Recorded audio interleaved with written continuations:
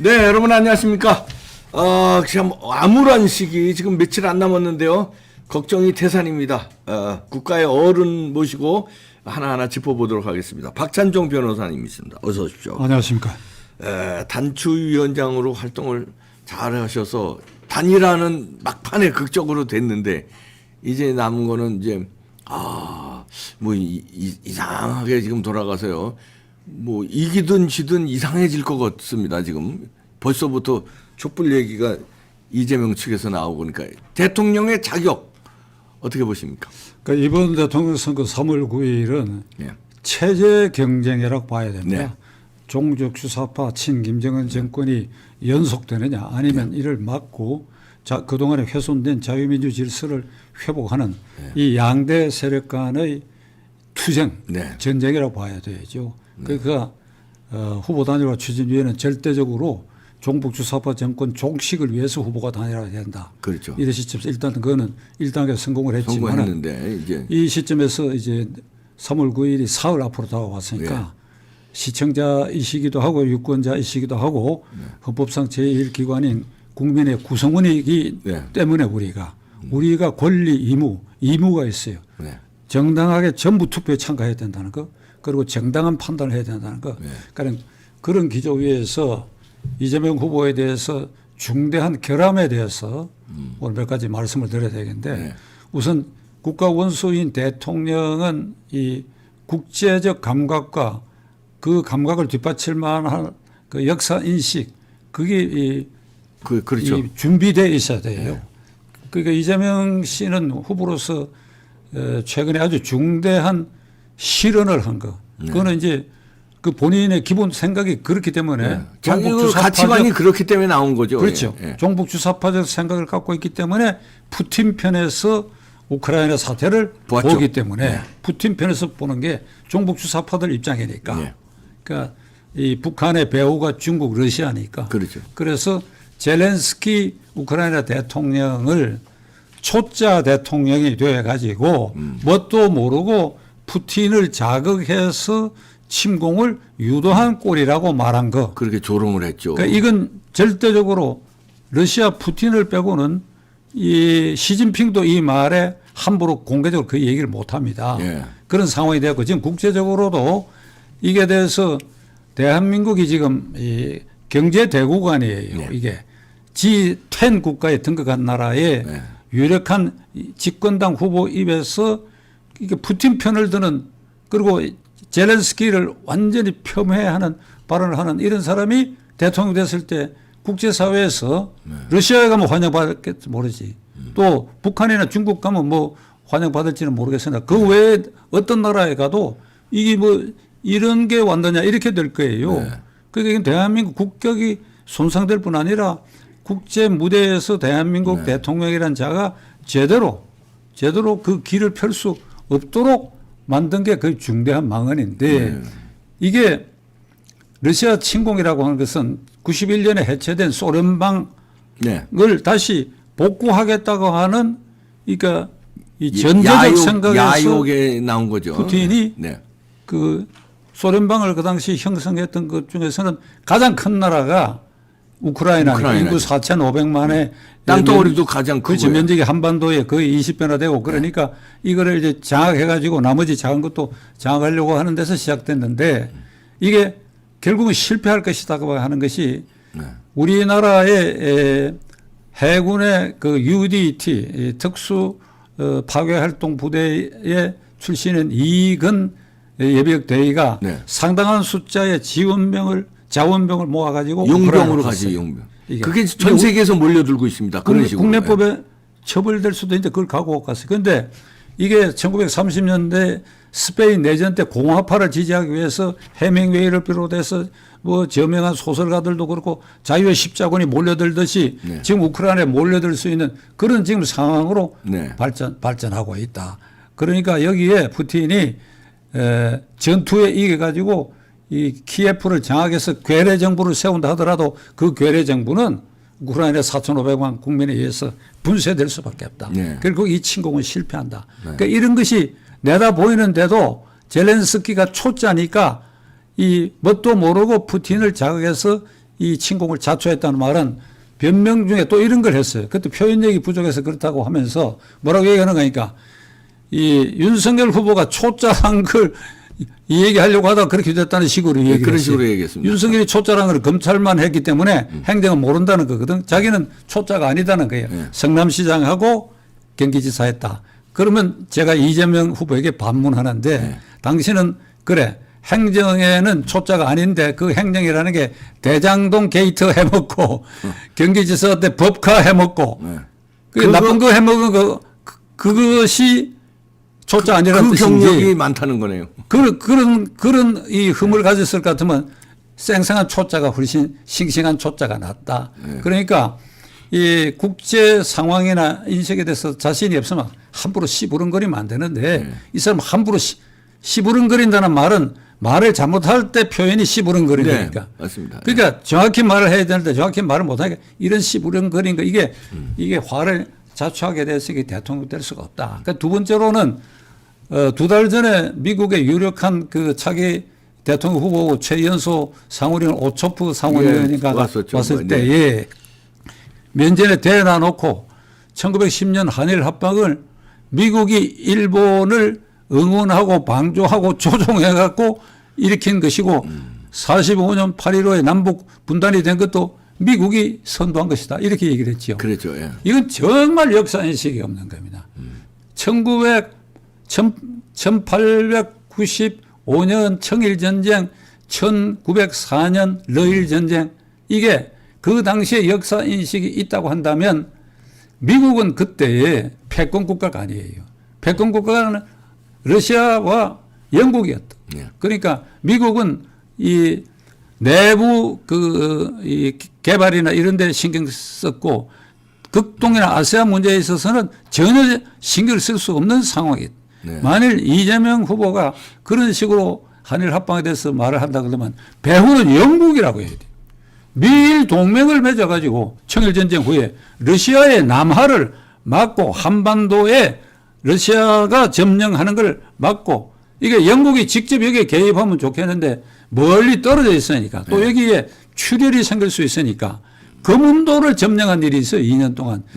1885년경에 이게 뭔가 러시아 남하를 막기 위해서 그만큼 영국이 신경을 쓰고 있었거든. 그러니까 한반도는 안정적으로 러시아 남하를 막는다 그러면 일본하고 동맹을 맺어가 일본 너희가 이 한반도를 안정적으로 관리하라. 관리하라고는 결국 식민지화라는. 그렇죠. 예. 그 약속에 따라서 이루어진 일이니까 우리가 비난한다 그러면 영국을 비난해야지. 그러니까 이런 모자라는 역사 인식을 가지고 함부로 시부름거렸다. 45년 8.15 분단도 그 러시아 소련 책임이죠. 소련이 더 책임 크지요. 그럼요. 예. 그 8월 9일, 8월 9일 날 일본의 원자탄 2발이 떨어지고 난 다음에 이게 만주에 있던 소련군이 일본에서 이 선전 포고를 하고 그냥 밀고 내려오니까 미국이 38선에서 막았던 것이지. 아니면 그게 아니었더라면 간발의 차이로 이게 부산까지 소련군이 점령해. 지금 우리는 이게 남쪽이 전부 적화가 됐을 가능성이 있는데 이거는 분단은 러시아의 책임이지. 그러니까 이런 얘기를 더구나 미국의 유력한 상원의원을 앞에다 두고 이렇게 얘기했다. 이건 역사인식, 국제감각 이게 전혀 모자라는 사람의 소유라고 볼 수밖에. 대통령이면은 나라 말아먹을 일이죠. 대통령 후보도 지금 큰 영향을 미쳐서 서방에서 지금 우리나라에 코리아 디스카운트가 있습니다. 지금 그 이재명 발언 2개 때문에요.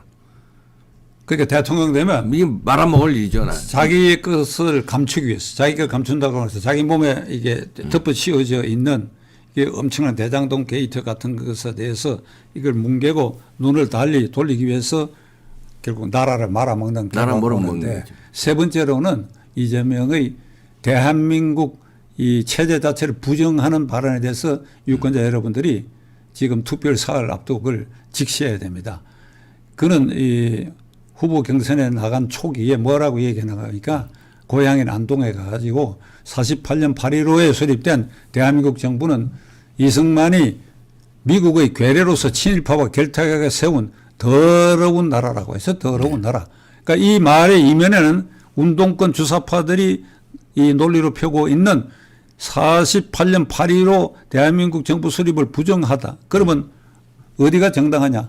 북한의 김일성 체제가 유일한 민족 정통성을 이은 정부다라고 하는 전제에서 대한민국 정부를 부정하는 것인데 길게 이어서 말씀드릴 시간이 없기 때문에 그랬는데 91년 소련이 해체되고 나서 크렘물린 궁에 있는 모든 외교문서가 다 해체가 되어가지고 지금 우리 외교부 거기에 사이트에 들어가도 그게 다 나와 있어요. 네. 이게 그때 어떻게 해갖고 이 북한에 먼저 괴뢰정부가 진짜 괴뢰정부가 수립됐다 하는 게 다 증거로 네. 나와 있는데도 이걸 부정을 하고 있다. 그러니까 이제는 이제 미국의 속박에서 그러니까 우리가 벗어나야 된다. 그러니까 전시작전권 네. 주한 유엔군 사령관이 가지고 있는 전시작전권 주한 미군 사령관 겸 유엔군 사령관이 가지고 있는 전시작전권을 뺏어와야 된다고 그러는 거 아니에요? 그냥 갖고 오면 되지. 뭐 조건이 필요하냐?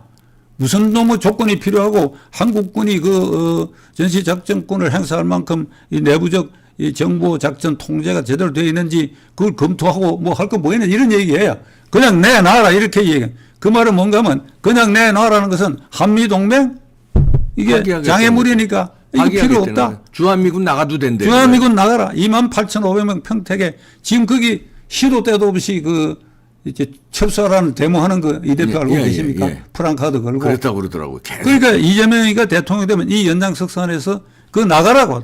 그럼 광화문에는 미 대사관도 나가라고. 안 나가면 이제 좌파들이 과거 카르터 정권 때에 이란에 있는 미국 대사관을 400일을 점령한 일이 있어요. 그 이란의 회교 과격파들이 400일 그걸 구출하려고 특공대 들어갔다 또 실패하고 그래서 카르터가 망신을 당한 일이 있는데 이게 주한미군 주한미 대사관도 그렇게 할 수 있는 가능성이 이재명의 이런 기본적 인식이 고쳐지지 않는 한 그건 충분히 가능하다. 그러니까 그렇죠. 예. 이런 점에서 지금 역사 인식, 현실 인식, 한미 관계, 안보 이런 것에 대해서 이게 도저히 우리가 국가보수로서는 받아들일 수 없다 하는 것이 1차적으로 이재명 후보에 대한 평가라고 저는 생각합니다. 그러면은 참 요즘에 저렇게 위험한데 그게 이제 자격이 다 나오고 비리가 다 나오니까 뭐 정상적인 투표로는 안 된다고 여론조사도 나와 있으니까 지금 막 이상한 뭐 부정선거 의혹이 사전선거에서 지금 요번에도 막 터지고 있습니다. 지금 그냥 막 먹으려고 그러지 않을까요?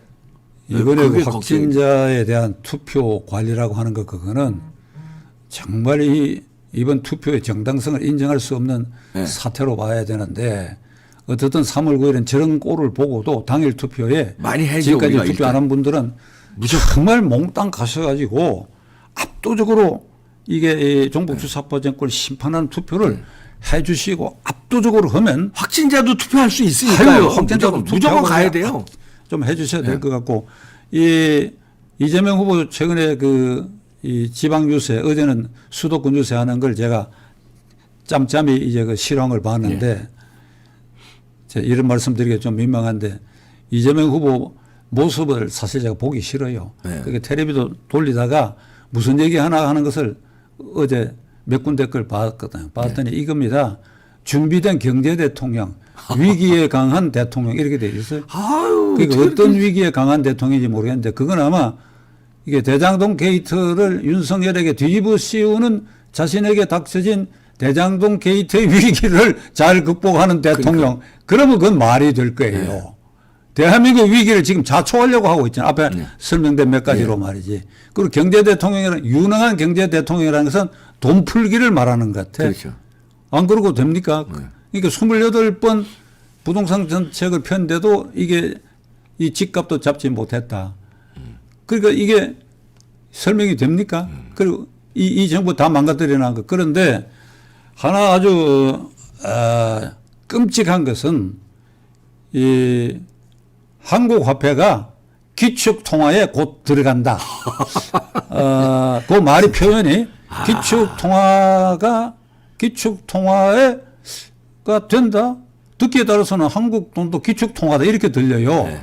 그런데 그게 이제 재차 물으니까 곧 우리가 기축통화에 들어갈 가능성 매우 높다 이렇게 그리고 했습니다. 매우 KDI의 정경련의 뭐 그 보고서가 리포트를 그렇게 인용했다가 나왔죠. 정경련 리포트에 그런 말이 안 들어가 있거든요. 네. 그러니까 지금 그 박근혜 대통령이 물러서고 문재인 정권이 시작될 때 우리나라 국가 부채가 GDP 대비 39%였어요. 네. 40% 안 넘어갔는데 지금 50%를 약간 넘었을 거예요. 네. 그러니까 이재명이 후보가 대통령이 되면 지금 그가 공약하는 걸 전부 숫자로 풀이해 보면 이게 한 2년 안에 60%가 넘어갈 가능성이 있어요. 국가 부채 비율이. 비투성이가 그러니까 돈을 찍어 가지고 그냥 막 뿌린다는 것인데 그러면 이게 한국 돈이 기축통화일 것 같으면 그 사람 말대로 100%까지 가도 돼요. 100% 가도 된다고 얘기했어요. 되는데 우리 돈이 60% 넘어가면 환화 가치가 원화 가치가 떨어져 가지고 외국 돈 전부 물러서고 그리고 여기 투자했던 기업도 안 물러서면 인플레가 되고 돈 가치가 없으니까 이게 경제가 폭망하게 되는 상황이 생긴다고. 네. 그러니까 달러는 정말 본원적인 기축통화지요. 그거 갖고 전부 결제를 하니까 네. 김정은 체제에서도 무역을 달러로 갖고 하잖아요. 그러니까요. 중국도 그렇고 중국의 위안화도 기축통화가 아니거든. 그다음에 국제통화, 기축통화에 준할 수 있는 것은 유로화하고 엔화. 일본 엔화밖에 없어요. 네. 그러니까 일본 엔화는 국제통화가 돼가지고 이 국제적으로 통용이 되니까 우리 돈은 이 한국 돈 가지고 워싱턴, 도쿄, 이 런던, 파리, 로마에 가서 창구에 바꿔 달라고 하면 안 바꿔주거든 그게. 그 일본 돈은 국제통화니까 지금 일본의 국가 채무가 GDP 대비 220%까지 됐다. 이걸 이제 이재명이 얘기하는 거예요. 그게 국제통화니까 그게 가능하고 그것 때문에 일본이 인플레가 되거나 하는 현상이 없잖아요. 그러니까 이런 위험한 생각을 가진 자가 이제 대통령이 되면 한국 돈은 기축통화다. 이렇게 막 찍어대고 그래야 자기에게 쏟아진 여러 가지 부정 비리를 은폐하다가 보니까 이걸 눈을 돌리기 위해서 돈 풀기에 순간적으로 달콤할 수가 있지요. 이러면 이제 그리스 짝이 나고 만다. 그리스 베네수엘라 길로 이제 가게 만다. 이런 위험이 있고 끝으로 이재명이 대통령이 되면 지금까지 검찰이 윤석열이가 쫓겨난 이후에 검찰이 수사하다 말고 덮은 그 대표적인 게 이게 이재명을 소환하지 않고 있는 거거든. 이재명을. 그럼요. 예. 이재명은 현재 드러난 증거로 검찰이 소환해서 조사하고 영장 청구하면 영장이 발부되고 재판에 회부된다. 예. 그런 단계까지 와 있어. 그러면 대장동 게이트와 관계된 그 어마무시한 돈이 이재명 쪽으로 흘러갔느냐 하는 건 그건 부차적으로 따져봐야 돼요. 예. 검찰이 그건 손도 안 대거든 자금 흐르면.